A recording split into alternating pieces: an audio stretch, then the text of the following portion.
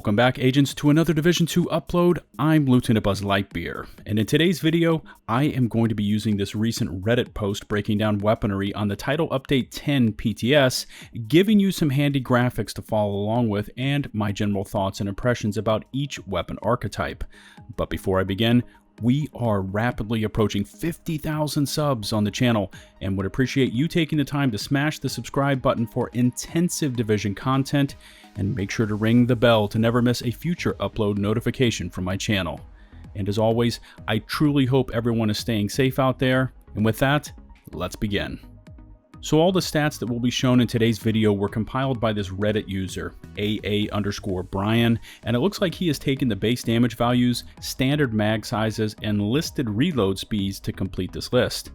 Also found on this list are RPM, TTE, or how long it takes you to empty a mag, reload speed, optimal range, the percentage buff from TU 9.1 to TU 10, and with that, burst and sustained damage.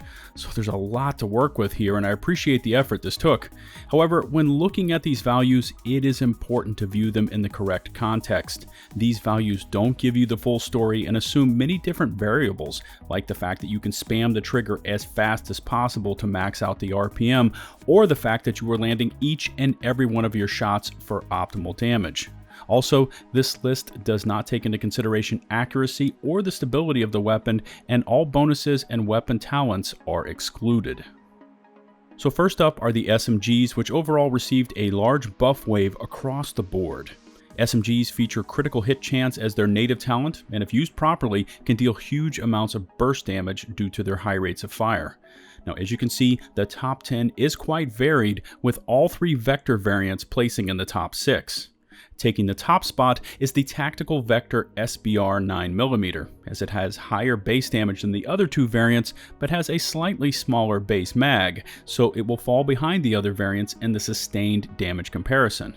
Now, if you were looking for the fastest reload time, it is the Chatterbox at 1.7 seconds, while the Vectors are not far behind at 1.9 seconds. The largest base damage increases from the previous update are the Tommy Gun at 38.8%, the PP19s at 29.6%, and the MP7 at 27.5%. Quickly moving along to the SMG sustained damage figures, and the Tommy Gun barely edges out the PP19s with a better RPM, faster reload speeds, and a base starting magazine that is just 3 rounds less than that of the PP19. The MP7 takes 4th place on sustained and 3rd on burst damage, so it looks to be a really strong contender for TU10. The 3rd place P90 placed highly in sustained damage with its high rate of fire and 50 round mag, but in terms of base damage, it is near the bottom third of the SMG category. Perennial disappointments in this category are still the UMP45 and the TA21, and despite having a high base damage, are not able to match their higher RPM competition for burst or sustained damage. Furthermore, the UMP45 has the worst optimal range of any SMG at just 14 meters, and I would avoid this weapon at all costs. Next up are the pistols, and showing on your screen are the burst damage comparison rankings. The raid-specific Regulus pistol easily bests every other weapon in this category for burst damage, and currently has the highest base damage by nearly 17% over the Liberty. The second place 93R Raffica reached this placing on sheer RPM alone, as it is close to triple that of any other pistol at 1100 RPMs, and features the weakest base damage in the pistol comparison. Every weapon in this category features sub 2-second reload times ranging from the X-Compact PX4 at 1.6 seconds to a whole host of other pistols at 1.9 seconds. The Diceros in 7th place is actually the Snub Nose variant, as it has higher base damage than the other Diceros models and therefore places higher. The Regulus again maintains the top spot for the pistol sustained damage comparison, with the Liberty and D50 coming in 2nd and 3rd. The Officer's M9 slots in with the 4th spot, but this is due to its 20-round base starting magazine. In fact, most pistols, besides the heavy hitters, have moved up in the sustained category simply due to their higher base mags. In general, I do not rely on a pistol to provide sustained damage, but here they are just for reference. LMGs have been popular for some time now due to their native talent of damage to targets out of cover and their large ammo counts. For Title Update 10, the LMG burst damage leader is the L86, thanks in part to its second-in-class base damage and low reload speeds. It is much the same scenario for the RPKs, and the MG5s are the first belt-fed variant after that, taking third and fourth. Every LMG either received a buff or remained the same for base damage, except the Infantry MG5, which received a decrease of 3.2%. Now, it looks positive, but don't crown the L86 as the next LMG Title Update 10 champ just yet, as it does have high base damage and other positives like handling, but jumps up in this comparison thanks in part to a reload speed roughly half that of any of the other belt-fed LMGs. As expected, slow-firing weapons like the Stoner and Pestilence bring up the bottom of this burst damage list. For LMG sustained damage, the clear winner is the exotic Bullet King, as a weapon that never needs to reload is of course going to be tops on this list. Now you start to see the Stoner and classic M60 come into their own, as the slower rates of fire and large base ammo counts propel them up the comparison. The RPK falls into fourth, with average base damage, a 45-round mag, and 3-second reload times. Notice the L86 now in 7th place, as it suffers in sustained damage with the small base ammo counts, and the MG5s fall into last place with their 5.6 second reload times. Highest RPM in this category goes to the Negevs at 850 rounds, while best optimal range is a tie between the Negevs, Stoner, and classic M60s at 40 meters. I'm sure you've been waiting for the assault rifles, as they've seen a lot of recent changes, and here they are ranked for burst damage. The exotic Bighorn, a random reward drop for completing legendary missions, takes the top spot after receiving an 11.2% buff from TU 9.1. In addition, the Bighorn leads this category for best optimal range at 40 meters. The FAMAS and exotic Eagle Bearer take second and third, and these are both solid options for full auto weaponry. The FAMAS is an absolute laser beam, and the Eagle Bearer received a 7.8% damage buff from TU 9.1. The F2000 received a 14.3% buff and is a decent full auto AR, with its only real downside being a below average optimal range of 27 meters. The Eagle Bearer takes the top spot for sustained damage, but don't place too much value in this as it has a 60-round mag, roughly double that of any other competitor. Slower firing assault rifles shine in this category, and you can see the AKs and AUG jump into the top 6. The once mighty P416s have been reduced to also-rans, along with the FAL, G36s, and ACRs. The exotic Chameleon is a bit of an enigma, as it has high base ammo counts and an RPM of 900, but it suffers in base damage, and has by far the lowest optimal range in this assault rifle comparison at just 15 meters.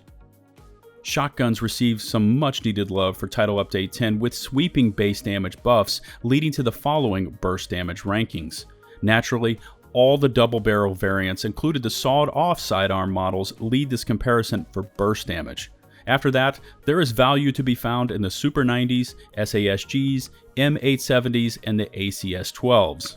Best optimal range is a tie between the KSG, SPAS-12, and Super 90s at 16 meters. For Title Update 10, the M870s, Super 90s, and SASG models all received a massive 23.2 to 23.3% damage increase. Best reload speeds are easily the double barrel models, followed up by the ACS-12s. The full auto ACS-12 easily wins the sustained damage comparison, with the SASG coming in second. Notice that the M870 and Super 90 are not that far off, which is quite good for pump action models. The lowly SPAS-12 and KSG stay in 7th and 8th place for both comparisons. Rifles are still wildly popular and will continue to be so in Title Update 10. Here are the burst damage rankings. Now, burst damage varies wildly in this category, as the rates of fire are dramatically different, and the top 5 range from 320 up to 420 rounds per minute.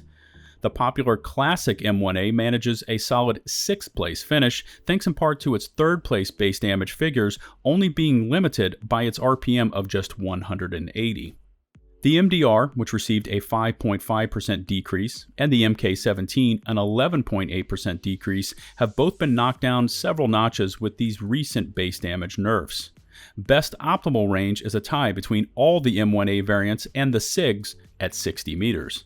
Fastest reload speed is claimed by the MDR at a blazing fast 1.9 meters. The lowly M16A2 continues to cellar well, as it has since the game launched.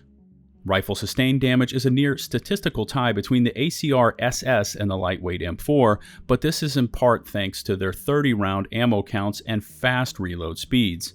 In fact, most of the top performers in this category are placed based on their ammo counts and reload speeds.